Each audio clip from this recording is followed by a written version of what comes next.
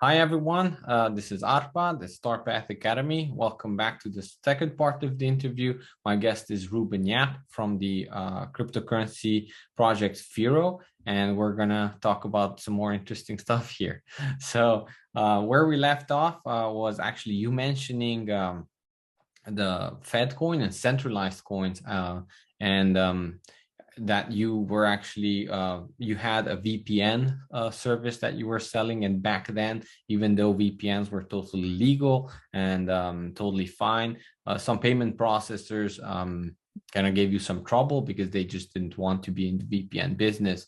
So, can you talk more about your experience and why and how could Firo solve this problem for people? I think we don't have to make the case that this is needed now. With the recent events in Canada, you could be agreeing or disagreeing with that, but we cannot ignore the fact that it happened, right? Or even in Europe now with wars or invasions going on.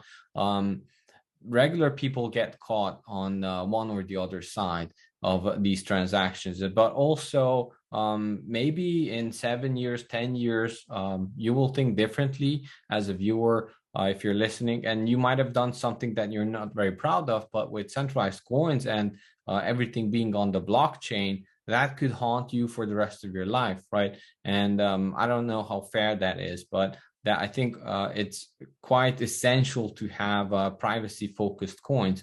So Ruben, what do you think how a Firo could solve the issue of privacy, and what are some troubles that ailed you, and what made this project go in this direction of privacy?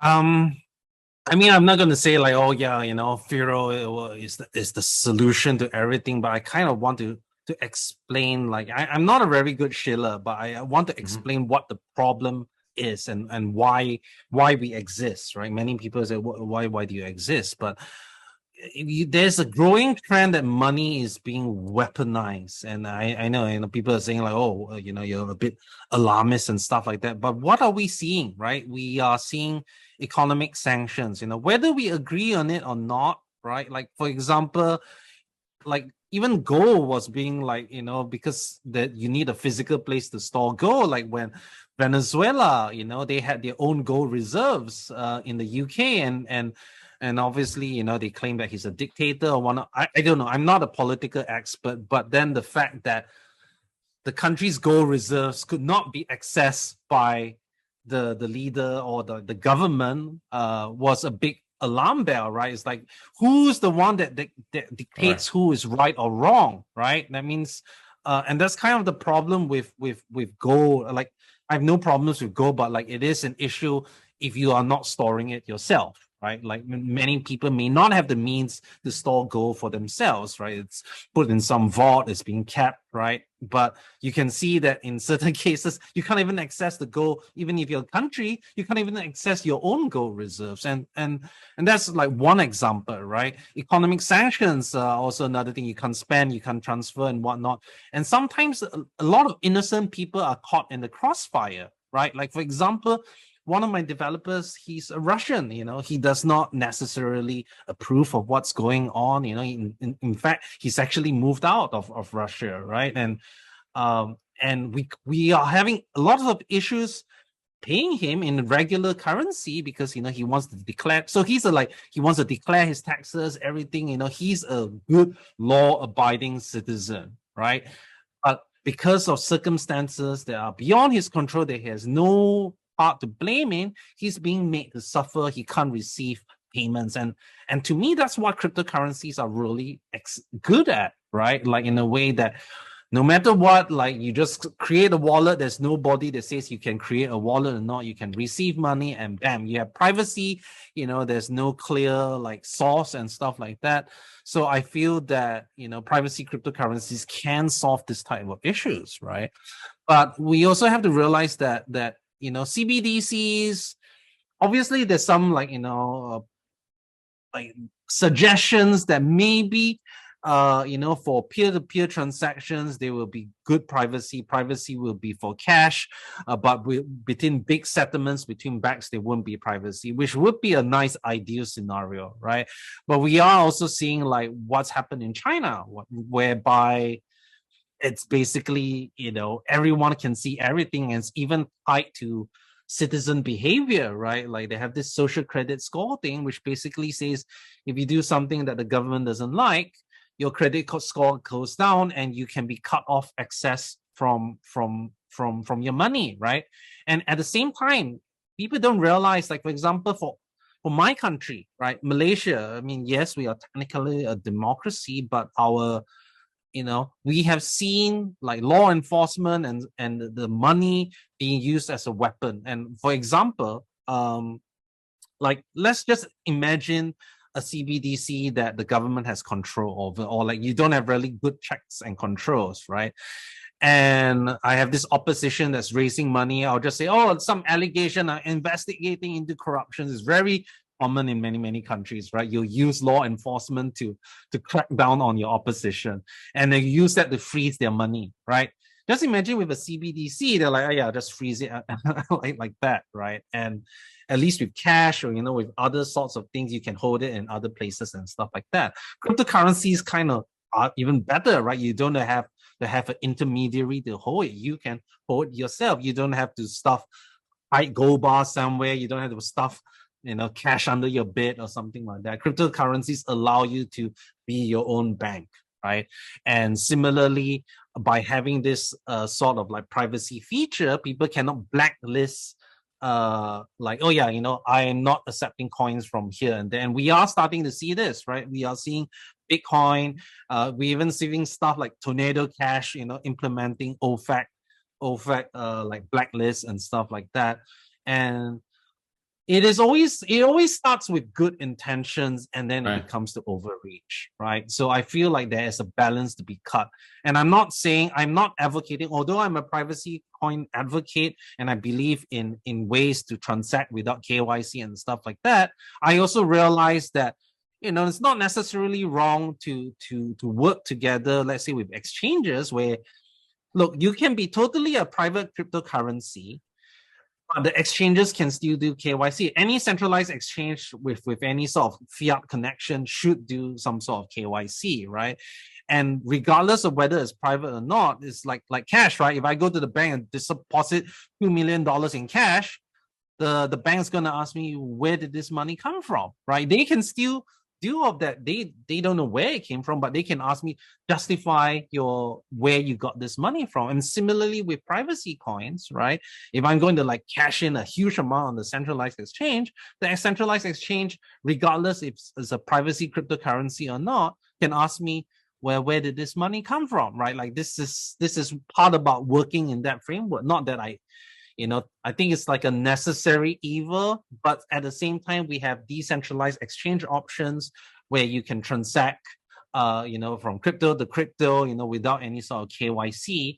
But obviously, once you start dealing with fiat, then, you are subject to whatever government regulations there are, right? So I feel that there's a balance to be cut. There'll be some people like, oh, no, that everything like, but we have to realize that for adoption to happen, we also have to have nice fiat and like work with centralized exchanges as well and help them to comply with regulations. We're not going to introduce a backdoor that would, allow them to look into stuff.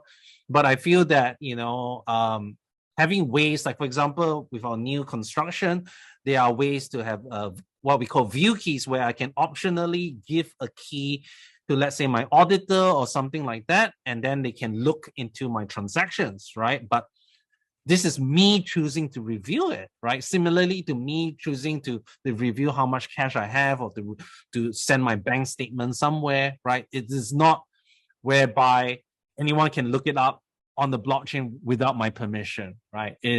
Privacy is not about hiding, it's about retaining the ability to give consent to my data. And I think that's a very important distinction that people have to make. It's not necessarily about hiding, because, cash has traditionally been private by nature. People don't realize this, right? And most of our stuff, until we started moving down the digital age whereby privacy is kind of taken for granted. Previously, anything that you want from me, you had to ask me, right? Of course, you may compel me with law and stuff like that, but you had to request it from me. So that's what privacy about. It's not so much about, hiding illicit activity and stuff like that. So yeah, I don't know if I answered that question, but yeah, Firo, obviously, meets these needs to do that, especially not just our currency, but also like, other currencies in the future, which can be anonymized using our network. And I feel that money is almost like a public utility, and public utilities, should not be controlled by anyone. And like, similar to the internet,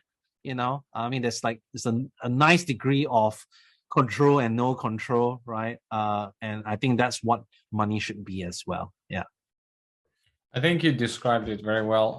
I do feel that, privacy coins, there's a huge need. I think it's a human right to have privacy. Right. Freedom and liberty cannot exist without privacy, in my opinion, true freedom and true liberty. But you also don't want to become this black sheep where it's, it's only, you cannot provide proof of what you did. You need that for adoption, because I think it's a business, right? Like, how am I going to disclose stuff? It's tough. You want to kind of branch out and have true utility for business. And with cash, you can always just put it in the bank and send it to somewhere, take it out as cash again, then it's private again. But then so I think that's a really good approach that you're thinking about this. Now, regarding this, how would you compare Firo to Monero, let's say? I really like Monero as well. However, I feel that in some cases Monero did get that stain, at least early on. I'm not sure if that is still there. But regarding on multiple levels, let's say, what are the problems and how are you solving them compared to Monero? And maybe why Monero has this huge adoption, and I think you're getting adopted more and more. I mean, I found you, and I'm happy about finding it. But could you please compare side by side the two coins without trashing? No. First of all, I would preface it like I have absolute respect for what Monero has achieved. We may not agree with everything, right? Which is why a separate cryptocurrency exists. But I do feel that they are one of the few cryptocurrencies that really kind of it's very clear their mission, right? And they have also have technologically advanced in a way to support that mission, right? They haven't sold out or stuff like that. Right. Now, obviously, there are certain benefits of our project, right?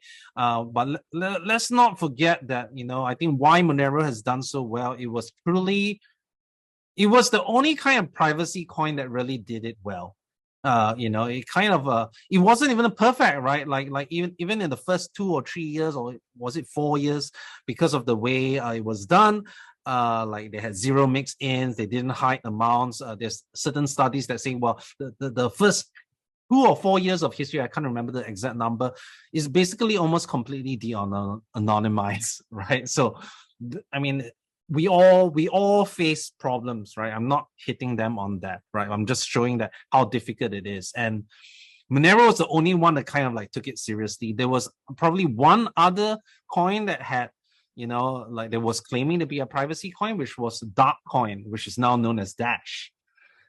Yeah, Dash used to be called Dark Coin, and they were going through this coin join method. But now, Dash is completely it's really strange, because they denounce to say we are not a privacy coin. Our levels of privacy is the exact same as Bitcoin and blah blah blah. Right? I mean, sure, I understand why they did that. It has allowed them to get additional integrations, but now that privacy is starting to catch up again, they're like, oh, we actually are a privacy coin.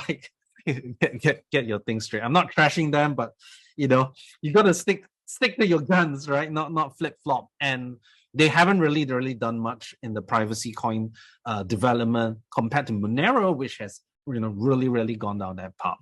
Now, what is the difference between like Monero and Firo, right? So the way that Monero works and is basically is using a technology what we call ring CT or ring confidential transactions, which is a combination of ring signatures and confidential transactions.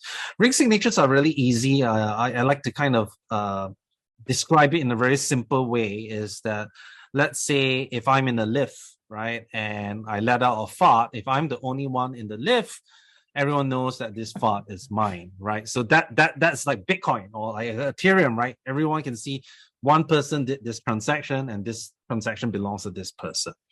Monero's kind of viewpoint is like, all right, let's drag 10 other people into the lift with me. I let out a fart. Now there's plausible deniability as to who let out the fart. It could be one of these 11 people, right? Obviously, there are problems when let's say I do repeated transactions to a certain merchant or whatnot. Yes, I am bringing like 10 random people in all the time. Always seems to be in the elevator. Yeah, there's this yes, there's this common trail. I mean, obviously that one person isn't exactly because of the way the technology works, but there is a common paint. There's a common trail among all this. Yeah. And in those cases, the privacy may not be as good, right? In those specific circumstances. And I mean, additionally, I mean, like Monero acknowledges that this is the main weakness of it and is trying to scale. I think with the recent hard fork, they're increasing their ring size from 11 to 16, which is only a very, very small increase. I don't think it actually improves privacy on like, a necessary level. But at the same time, they are looking at something called Seraphis, which is actually based off our work with Lelantus Spark. So what does our system look like instead?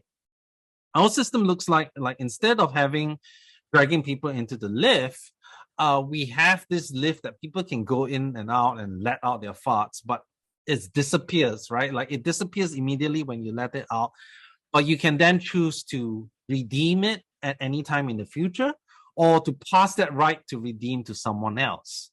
So what that means is that rather than just looking at the lift right now my possible set is with everyone who had went into the lift before, right?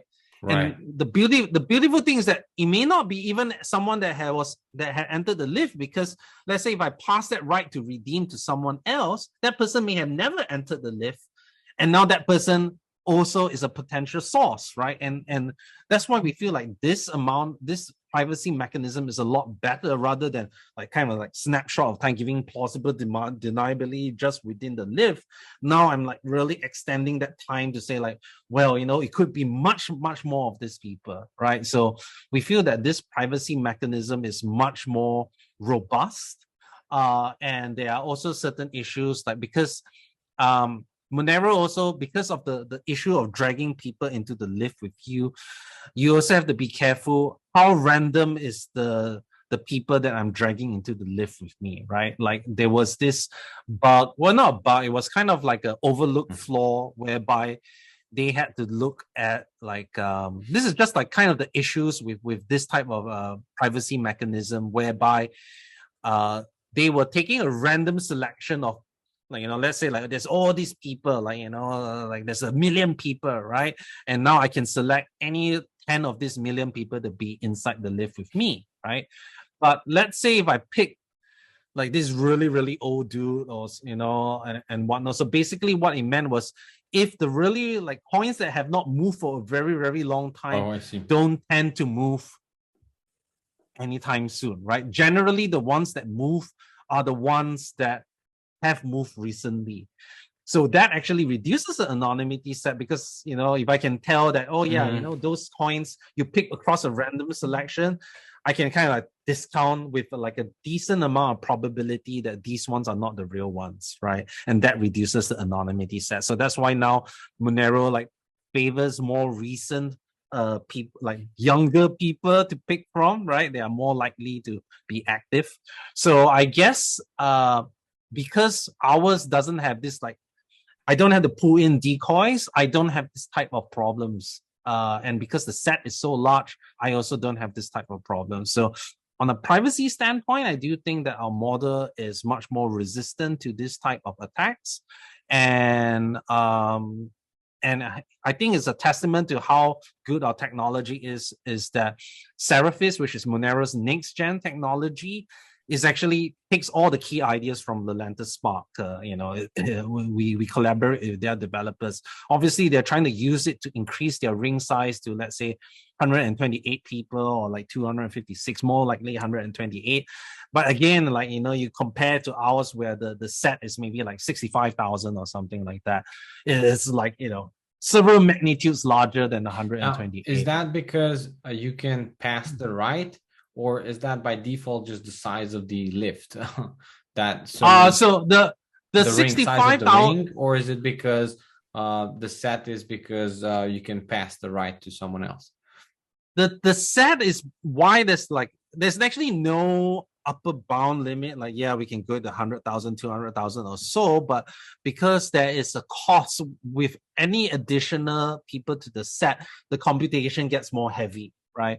And obviously there are ways to make it more efficient, but once past a certain amount, the verification time to check the transaction becomes a couple of seconds, which isn't good for scalability. So we're aware of this problem. So what we did, which is quite smart, is to do kind of like a sliding window, right? Yes, we have a set of 65,000, but what we do is that, let's say when this lift or like this set of 65,000 is almost full, before it's full, we actually start a second set and precede it with 16,000 commitments from the previous set. So there's an overlap, right? So what that means is that even when you start a new set, right, because you don't, when I burn the coin, it goes into this thing, right? I have no way to tell whether that coin has come out or not. That's how the whole basic of the privacy. I know that this coin came from this set, but I don't know which exact coin it was, right?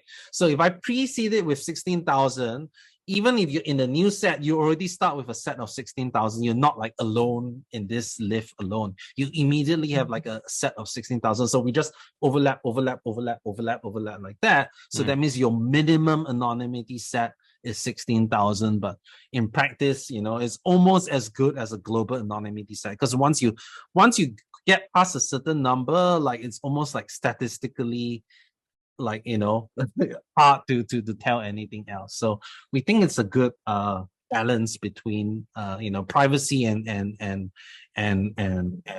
like performance. Yeah. Quite interesting. Now, I did read through your FAQ, and there I think you mentioned that Firo is not private by default. What do you mean by that? Right. So there are some cryptocurrencies that say, all transactions have to be private, right? Like, so there are other currencies that have what we call, transparent transactions, and then we have the private transactions. Currently, Firo is in that camp. Not that because we want to, but because when we're developing new technology, especially privacy tech, because when you develop privacy tech, it is harder to tell when problems happen, right? Like if there's an inflation bug and the amounts are hidden, how do you tell that's happening, right? It's tough. So there's this balance of supply auditability and privacy. You can't really have both, right? But at the same time, so supply auditability is this idea that you can see how many coins are existing at any point in time, right? So like say in Bitcoin, if there's inflation, you can say, yeah, how many trillion coins have been created?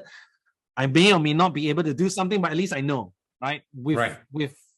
With privacy coins, sometimes you may not be able to tell. There are some cases where you can, some cases you cannot. But that means if there's a bug, then you have this huge problem like, oh well, what is the amount of coins that actually exists, right? So we are moving into this privacy by default, and it depends how I think there are several levels of privacy by default. There's what we call mandatory privacy enforced by the protocol. That means no transactions can be done in a transparent manner. everything has to be private. That's what Monero currently is, right? Then there's what we call privacy by default with transparency opt-in, which is kind of where we are at, whereby all our official wallets do the anonymization by default, right? But if you choose to use the transparent transactions, yes, we are not going to stop you. So that means exchanges can keep their infrastructure and all of that, right? And then you have, privacy opt-in, whereby like something like Dash, I have to choose to use privacy, and then you have totally transparent. So it's a spectrum, right? And obviously we do want to move eventually to a mandatory privacy by default, but having this kind of in-between section, let's say 80% of our transactions or 90% of our transactions are private.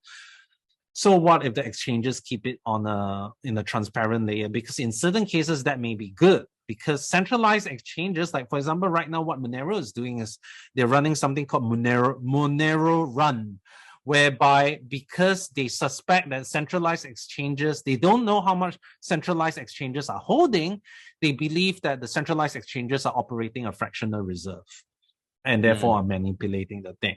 While it's a lot harder if they are using transparent transactions and I can see how much is going into the exchange and whatnot. And after all, I mean, when I'm using a centralized exchange, I don't have that much expectations of privacy from let's say a regulator comes in and asks me, and the exchange knows who I am, right? Like that's, but even once I deposit it into the exchange, I actually have privacy from the rest of the world, because anything that happens within the exchange, the rest of the world doesn't know. So I think there's a balance to be cut, right? And similarly, having that transparent transaction means that as we upgrade our protocol, we can have what we call audits of supply. That means when we are moving from one technology to another, we can say, okay, everyone de-anonymize and move into this new pool. Then we can say, all right, look, has there been any new coins that shouldn't be there have been created? And now we are certain that the supply is there and put it in. So I do think that we want to move to, maybe like 90% of our supply or 90% of our transactions all done in a private manner. But we are still, we still have some ways to go, right? We want to make sure that our protocol is like better tested and better hardened before we move to like mandatory privacy by default. Or else, if something happens, it might just destroy the whole coin. Yeah. All right. That's quite interesting. Now I think we're out of time, so no, but I probably can take like one or two more questions. Yeah. Okay. Good.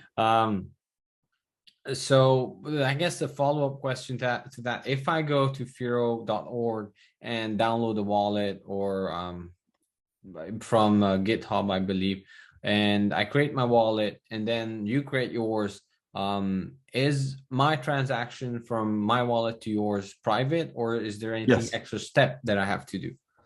Well, with the currently the mobile wallets will just anonymize without you doing anything. Because you have the fingerprint stuff and everything, that's a lot easier. With the current core wallets, because we're using Lelantus, not Lelantus Spark, which is still in development, it'll prompt you like, do you want to anonymize your funds? And you just have to click a button, enter your password, and it anonymizes. So it defaults to sending your private funds, but of course you can click a button and choose to send it transparently. So our wallets really try to make you like, please, anonymize. Anytime you receive fund, anonymize it. But because there's the need of the private key to sign that transaction, therefore you still need to enter your password.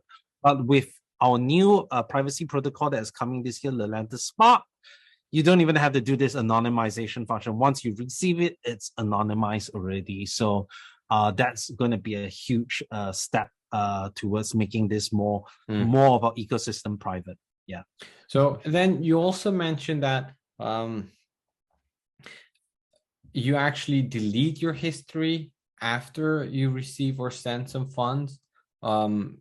Is that correct, or did I understand correct? I think it's an easy way to visualize it, but it's not really delete. Okay. It's more of Okay. like I take the coin, Mhm. I throw it into this address. The ring. Yeah. It's like Okay. it's a black hole. Yeah, it's a black Right. So hole. And because then my let's say not concern, but question would be really about blockchain tracking software. So I think then Firo would not even have blockchain tracking software that can be written against it, or at least not the privately sent coins. I think it'll be a lot harder. Obviously, there are some things that you can't hide, like the time of the transaction, right? But then, especially with our new version called Lelantus Spark, sender receiver amount is all hidden. All you can tell is the time of the transaction, and which 65,000 bucket that it came from. That's all you can tell. So I feel that obviously with anything that you're recording on the blockchain, there's some data that's being leaked, but here, what are you leaking? You're leaking the time of the transaction, right? We also have network layer protections whereby even the transaction as is in transiting, it's hiding the IP address that is associated with it as well. So it's what we call Dandelion plus and stuff like that. And now we're also looking to moving to even a higher form of network layer protection called mixed nets and stuff like that. But again, there are many places where the data can leak, and all our technology is about minimizing that leakage. Yeah. Right. So you do have the block explorer, right? Yes. That would only say the date, the day, or the time of the transaction, but not necessarily the amount. So if you do go to our block explorer and type in something like Lelantus J split, right, you will see, because right now with Lelantus, the receiver doesn't the receiver amounts are not hidden, so you can tell that this address received X amount, but you just don't know where it came from. Or one is like money just appearing like pop in your wallet, right? Everyone can see that money appeared from the wallet, but doesn't know where it came from. And once it's anonymized, it disappears again, right? So it's just like flash, disappear, flash, disappear. Now with Spark, you don't even have to show that amount. It's just like, something's passing, right? Right now, if you look on the Block Explorer, if you search for our Lelantus transactions, you just see it came from Lelantus. Here's the amount. We don't know where those coins came from. It must have come from this anonymous pool. And then if the person chooses to anonymize it, it just disappears again, goes back into the dark pool as well. So that's how it looks like currently. But in the future, it'll just look like this transaction. It went from, it doesn't even know. It's like A to B, don't know what transaction, where's the source, where's the amount. Everything's kind of hidden. So that's what we're really looking forward to. Yeah. So one more question then. So I really liked your explanation. You started to explain the different fallbacks of having basically proof of work only and proof of stake only coins. And you have the miners, but you also have master nodes. Can you expand just a little bit about that more? I really like the concept of why, like from a network perspective, how decentralized one can be, but then you have some other attacks on if you're proof of work only. But then again, if you're a proof of stake only, then a lot with the pools and the number of pools, it could be very different. Could you explain the two different approaches a little bit and why you think that you need both? Sure. So proof of work is really good because there's no it's like quite, especially if it's like commodity hardware like GPUs or CPUs, like it's commonly hardware. You're not gonna expect the government to go into every single house. You can ban an ASIC, like in Venezuela, they ban ASICs, but you can't really ban CPUs and GPUs. And your algorithm is I read that it's specifically ASIC resistance, right? Yes, it's very ASIC resistance, and that's a very cool thing. So let's quickly talk about the algorithm. The algorithm is very smart. It's called Firo POW. And why is ASIC resistance? ASIC is like application-specific integrated circuit. That means it's all its circuits and everything. The design is to do one thing and one thing very well, right? Obviously, CPUs are general purpose things. That means they are designed to be flexible and they can do a variety of things. But that means they, obviously it's going to lose to something that's designed to do one thing very well. The way this particular algorithm was designed is to design it so that it is very, very efficient on GPUs. That means it is making the GPU the ASIC. It is combining the flexibility of the GPU, because the GPU can do a couple of things like gaming, rendering, and stuff like that. So it has this actually random element that changes every block, and that needs to be compiled every time, almost every block. It takes a couple of seconds on the GPU and whatnot, but it's very hard for an ASIC or for FPGA to do it, because like I have to have this flexibility. The algorithm changes. That means I can be like designing a new ASIC for every single block, right? And it's designed to really maximize the use of the graphics cards in all ways, so that the GPU almost becomes the ASIC for this algorithm. So we think it's a really good design, and it's designed to be like that. Now, obviously, CPUs are people say, well, why don't you take a CPU? And that's a great question. I mean, Monero chooses to go down the CPU route, but the problem is that a lot of the CPUs, because you see like server farms and stuff like that, there's all this like idle compute, right? And we find that actually a lot of these things started as a CPU mine coin, and we found that we were totally raped by botnets, like people that control like thousands of computers through malware and stuff like that. And that means that those people who have those botnets are having an unfair advantage over others, right? So it's kind of like a trade-off, right? So then let's talk about, okay, what's proof of work good for? Proof of work is great because, well, first of all, you are tying a scarce resource of energy in real life to a virtual item. We think that's great, right? We also like it's not really data center specific, right? Everyone can run a node at a home, and I can just mine it and the chain get moved. So like I don't have to have this thing that's like, for example, Ethereum, I need to be on 24/7, or I might get slashed and stuff like that, right? So there's less decentralized, there's less worries about I can turn off my miner and turn on my miner. With proof of stake, you kind of have to be online for certain periods of time. So that's one of the real benefits of proof of work. It's, in the ideal scenario, it's quite decentralized, it's hard to stop. But the problem with proof of work is that whoever can present the chain with more accumulated work can take over the chain. And that has several problems, because first of all, if you're attacked, right, then well, it's not great for the system, right? You don't get finality. When I receive a transaction, there's still this possibility that it can be rewound, right? Like for example, when we were attacked, when we were a pure proof of work chain, 1 day's of worth of blocks were rewound. What kind of financial system you can do that? And obviously Bitcoiners and Ethereum say, oh yeah, not Ethereum, but mostly Bitcoiners will be like, this is a feature. I'm like, no, to me, it would be absolute disaster if this happened to Bitcoin, right? And similarly,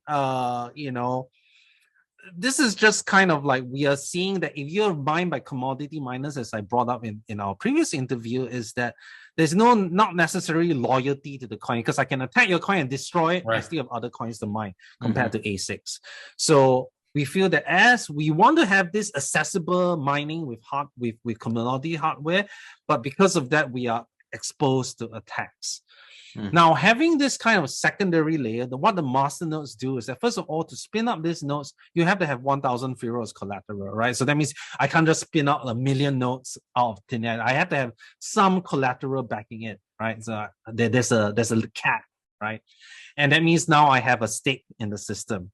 And what the master nodes do is there's around 4,000 plus over them. There's no fixed number. It's just a matter of supply and demand, right? But right now there's over 4,000 over nodes. And these nodes kind of self-organize themselves into groups of 400 of quorums. Each of them, they're like quorums of master nodes. And what this does is that when they see a block, there's kind of like a poll that happens within this 400. And they were like, okay, which is the block that we saw first. Once we see this block, the majority of us sign it, that becomes locked in. And so what that means is that once it's locked in, no matter, even if you present a new chain, it's not going to be accepted. And what that means is that, there's block finality, right? That means the master nodes kind of work together with the miners. The miners propose the blocks, provide this distribution and all of this, while the master nodes say like, okay, look, I've already seen this block is valid. Why should I be waiting, for another one? I'm just going to lock it and make it final, right? And I can't really subvert it because there's this, there's already all this additional, like I have Firo backing this thing. Why would I hurt the thing that I have a stake in, right? Similarly, why not just do pure proof of stake, right? Because, well, first of all, then you have like data center, centralization. Exactly what I wanted to point to. Yeah, go ahead. Yeah.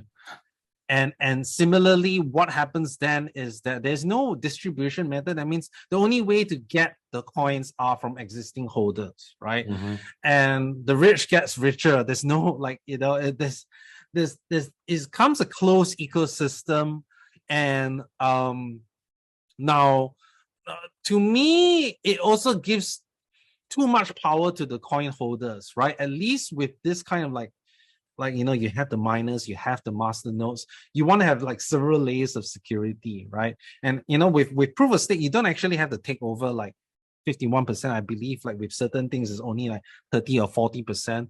Obviously, people are saying that, oh well, it's even hard to get like 30 or 40% of the supply. But if the data center goes down, like we have actually experienced this in Firo, because people are like, oh yeah, master nodes are secure and whatnot, but many people use the same providers to host their master nodes, DigitalOcean, ADS, MyVoucher. And what happens if DigitalOcean has a bug or some like an outage, right?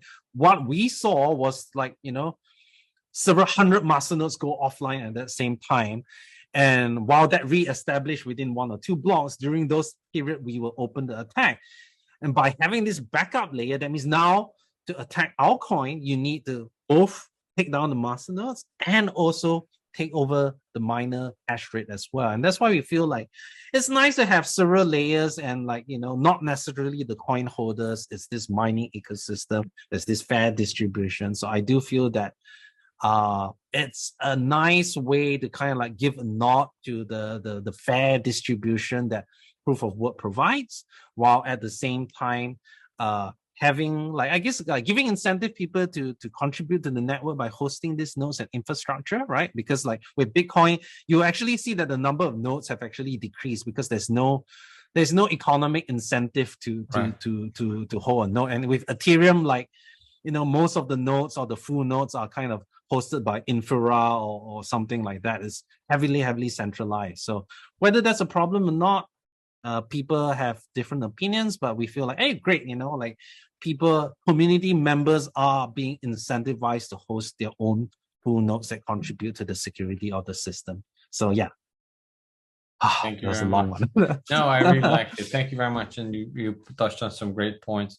Yeah. So thank you very much for being here. Is there anything else you would like to say to the viewers? Sure. I mean, obviously we didn't have time to compare like probably our technology with Zcash and stuff like that, which I think is a very interesting comparison. Maybe we can do that, at a later date. It's totally up to you. But one thing I would say is that, obviously when you come into Firo, come in with an open mind, join a community, see what happens. And one thing that I would give advice on is that be very careful of the very simple maximalist type of arguments, because we are humans. We seek simple explanations to what happens or what's good and what's bad. But, just I think hearing from me, hopefully you realize that most things in this world, including cryptocurrency, are very nuanced. And it's not easy for someone to kind of like, understand the nuance unless you really dive into it. But that's fine.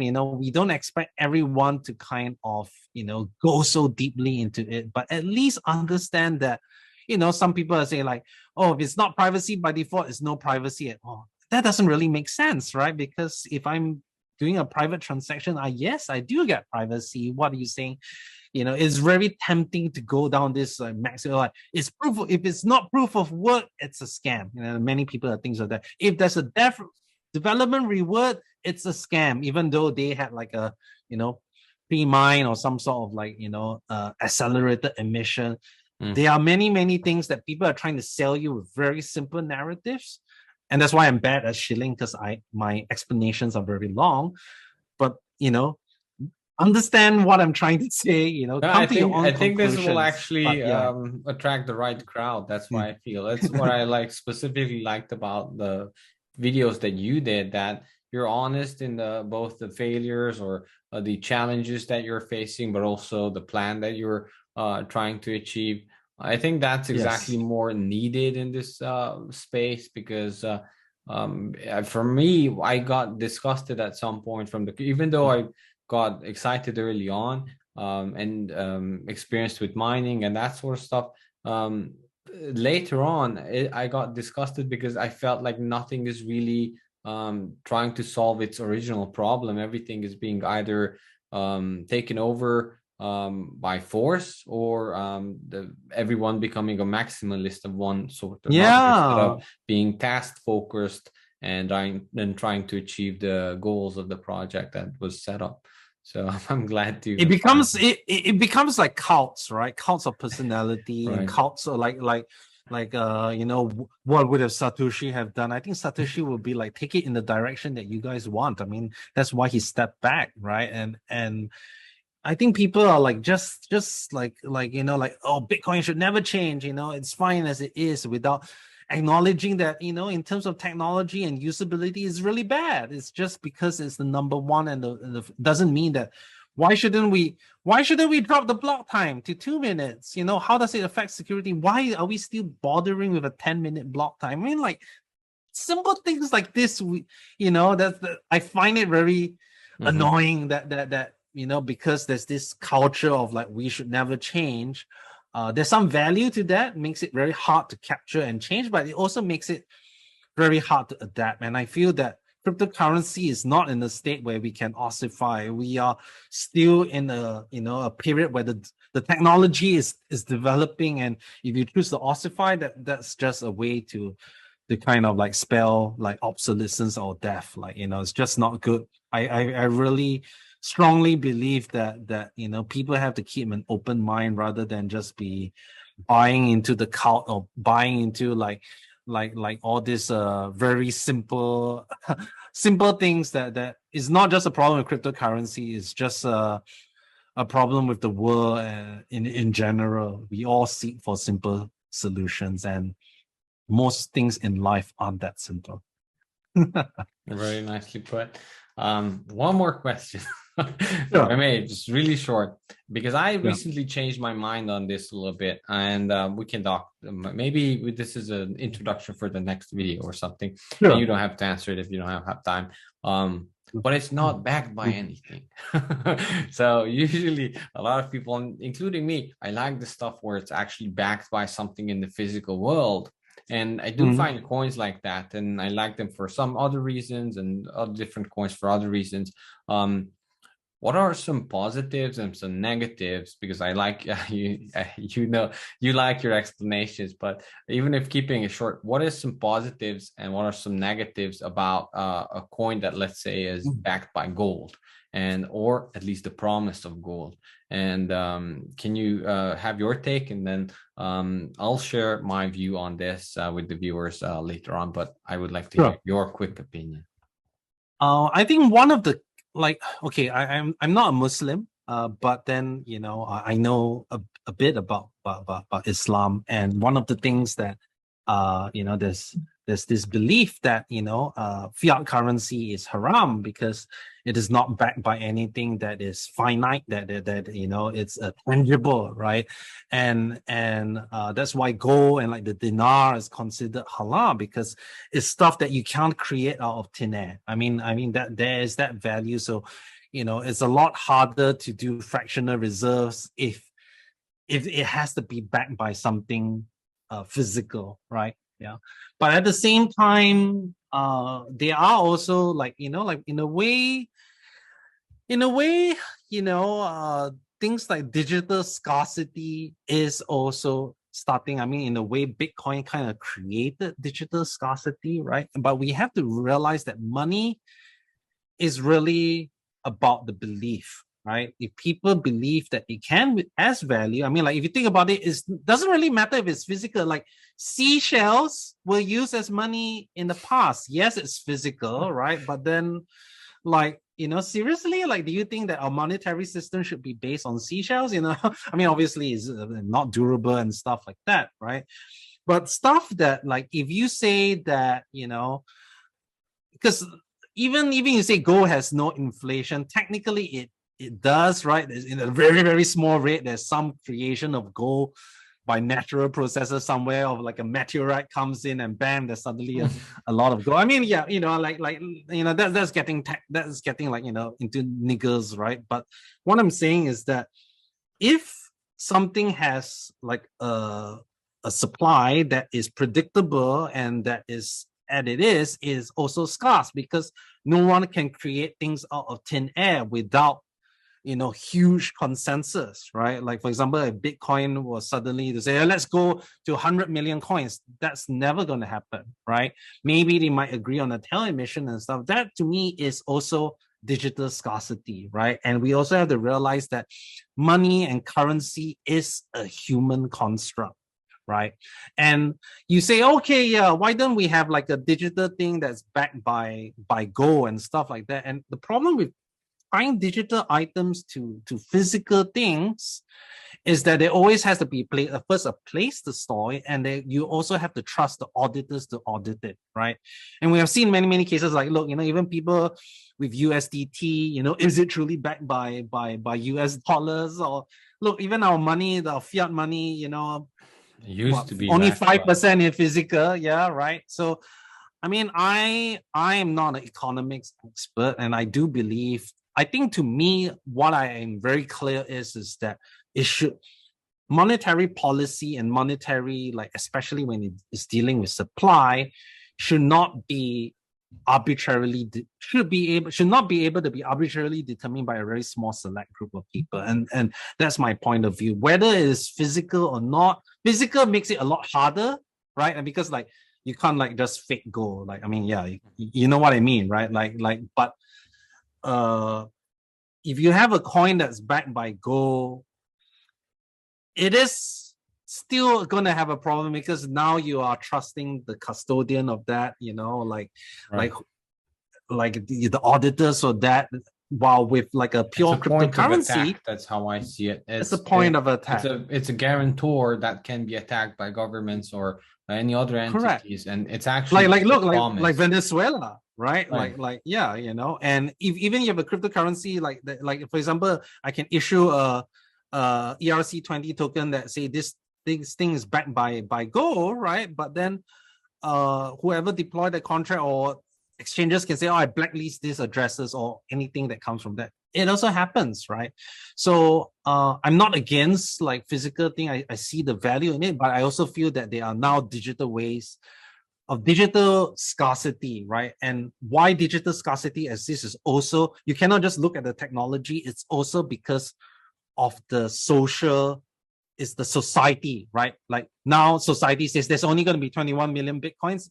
That makes it very hard to change. But obviously there's no technical reason why it couldn't be 100 million or 200 million. It's just whether the people agree it to be. But at least this is something that we all have to agree on, rather than, let's say, some central banker, let's print some more money, which honestly, the financial system is so complicated that only very, very few people actually understand how it works. Yeah. Very well put. So, and I also see it's actually re-centralizing something. Both gold can be very decentralized. Everyone can hold it, is hopefully they do, right? And it's very decentralized. And then you have the power. And then cryptocurrency, which is not backed by anything, again, it's just the concept of money. As you said, we can use it. We add the value to it by accepting it for our goods and services. But then if we put it together, it adds a centralization, because now there has to be something central that issues one for one, and that is Yes. actually again giving away your power to a Fed or something like that, that will now can, even if it has the best intentions, can be attacked by governments or bigger Correct. entities. So I feel that there's some trade-offs. Maybe that's good for something, but that I don't think that's good for security. Yeah, Thank you very because you much. say the coin is back, and you who gets the right to redeem? Right. Right? Let's say I want to redeem it for the actual goal. I can say no. I'm my government says I should not allow you to redeem. Then what? Right. What happens if they don't agree with you politically or for some other reasons, and now they can attack you? And I mean, I don't know of any angels who would say, no, no, we're going to redeem him because we want to keep their word, our word. They will just say, okay, no, that guy's off now. So that has happened with banks, and yeah, it's a point of attack. That's how I feel it. Ruben, where can people find you, and where can they get to know more about your project? Right. So we have a website, firo.org. It's we are very active on our forums at forum.firo.org. If you want to weigh in on the existing community polls, that would be appreciated. We have very active Telegram and Discord communities which are bridged to each other. So I would say these are the best places to do it. And if you want to take all the links, you just go to firo.org, drop down the community, and you'll see all the links there. So I think that's the best way to get in touch. But if you want, if you have a question about a project, right, just ask in any of our social media, ask in the forum, and we have plenty of people who are willing to help and show you the way. And I hope to see some of you in our community soon. Thank you very much for being so generous with your time. I would love to talk to you again soon. Thank you, Ruben. Bye. Thank you.